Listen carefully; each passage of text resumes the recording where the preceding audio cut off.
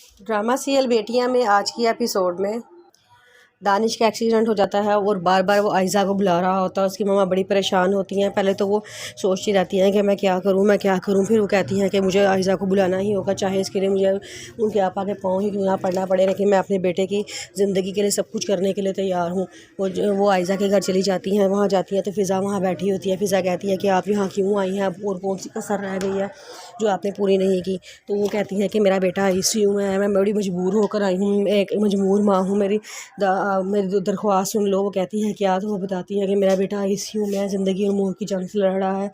वो सिर्फ आयज़ा का बार बार नाम ले रहा है। डॉक्टर्स का कहना है कि आयज़ा को बुला कर ले आएं, क्या पता वो रिकवर हो जाए। इस पर वो कहती है कि अब्बा जान को अगर आप नज़र आ गई तो अब्बा जान बहुत गुस्से होंगे और वो कभी भी इस बात की इजाज़त नहीं देंगे कि आयज़ा वहाँ पर जाए। और वैसे भी आयज़ा की तबीयत ठीक नहीं है, उसकी हालत बहुत ख़राब है, उसको बहुत तेज़ बुखार चढ़ा हुआ है। जिस पर वो उतनी देर में लईक साहब आ जाते हैं। लईक साहब कहते हैं कि आप यहाँ पर क्यों आई हैं, अब कौन सी कसर बाकी रह गई है हमें बदनाम करने की, जलील करने की। इस पर वो कहती हैं भाई साहब मुझे आपसे एक बात करनी है। लईक साहब कहते हैं मुझे कोई बात नहीं सुननी आपकी, आप जाएँ यहाँ से। वो कहती हैं कि प्लीज़ मुझसे मेरी एक बात सुन लें, मेरा बेटा ICU में है, मैं एक मजबूर माँ हूँ, आपके आगे हाथ जोड़ रही हूँ। मेरा बेटा ICU में है, उसका एक्सीडेंट हुआ है, वो ज़िंदगी मौत की कश्मकश में है, वो सिर्फ आयज़ा का नाम ले रहा है, मेरा बच्चा मर जाएगा, मेरे बच्चे को मरने से बचा दें, सिर्फ एक बार आयज़ा को उधर भेज दें। अगर आयज़ा से वो मिलेगा, क्या पता उसको ज़िंदगी की तरफ वापस लौट आए।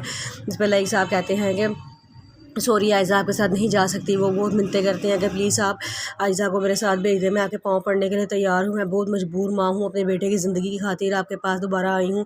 जिस पर रईस साहब कहते हैं कि आयज़ा की तबीयत नहीं ठीक है और वो इस काबिल नहीं है कि वो आपके साथ जा सके, सॉरी आप जाएँ यहाँ से।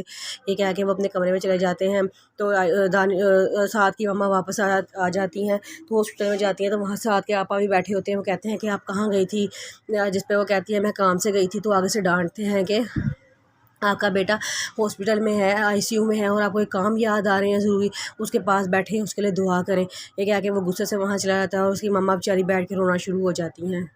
दूसरी तरफ आयज़ा की तबीयत बहुत ज़्यादा ख़राब होती है। फ़िज़ा उसे बताती है कि साथ की तबीयत बहुत ख़राब है, साथ का एक्सीडेंट हुआ है और वो हॉस्पिटल में है, वो ICU में आखिरी सांसें ले रहा है, वो सिर्फ तुम्हारे नाम ले रहा है, सिर्फ तुमसे मिलना चाहता है एक बार।